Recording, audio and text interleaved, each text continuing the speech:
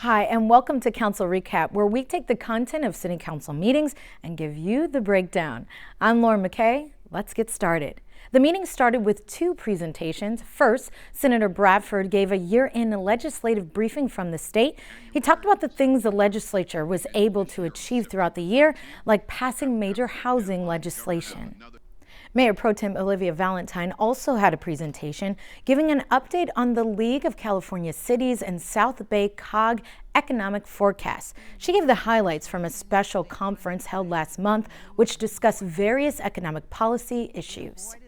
There are a few resolutions on the list this week. First was Resolution 8146, proclaiming the month of November as Alzheimer's Awareness Month. The disease is one of the fastest growing diseases of our time, and yet it's still very misunderstood. 1 in 4 people with dementia hide or conceal their disease and diagnosis because they fear discrimination. Resolution 8147, Council also voted yes in support of the Reducing Crime and Keeping California Safe Act of 2020. Since 2014, California has had a larger increase in violent crime gone unsolved than the rest of the United States. One major factor in solving crimes is DNA. Over 450 violent crimes like murder and rape have gone unsolved because fewer DNA samples are being collected from criminals. Now, this measure changes that. It restores DNA collection for such crimes, allowing the suspect to be better identified. Lastly, Resolution 8149. Council supports November 2019 as the In-Home Care Provider Workforce and National Family Caregiver Month. Now, home caregivers often go unnoticed, as do the financial struggles of the caregivers and their families. So the City of Hawthorne is raising awareness and acknowledging the work that they do. Next, we're heading to the ordinance portion of the meeting. There was only one on the docket this week.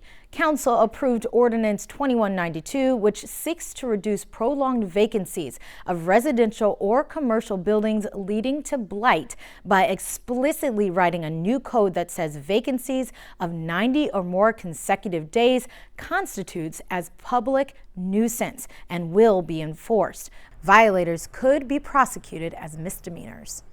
Moving on to the city manager's consent calendar, the city manager approved payment for a 100-hour inspection of the engine compressor case replacement for the City of Hawthorne's police helicopter and other repairs in the Enforcement Aviation Services budget. Council also approved the city manager to purchase 1 new public works vehicle and 6 new Ford SUV police patrol vehicles. Now, the current vehicles require expensive maintenance and have reached over 100,000 miles, making them unsafe for employees to drive. And for the cable department, approval was given to purchase 3 new editing systems. The new systems will replace equipment which is impeding the day-to-day functioning of the department. There are a few progress payments due as well. Progress payment number 7 to the Martinez Landscaping Company for landscaping and general maintenance work, including concrete and asphalt replacement.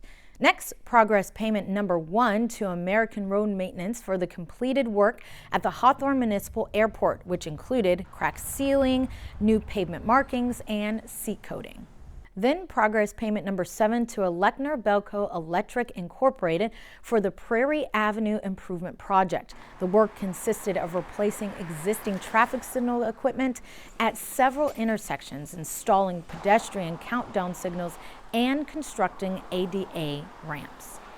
Lastly, a few agreements were reached. One, council approved the agreement between the city and DRC Engineering to provide on-call map checking services. The other is between the city and Harris and Associates to provide Hawthorne with various services dealing with the city's community facilities districts and bonds.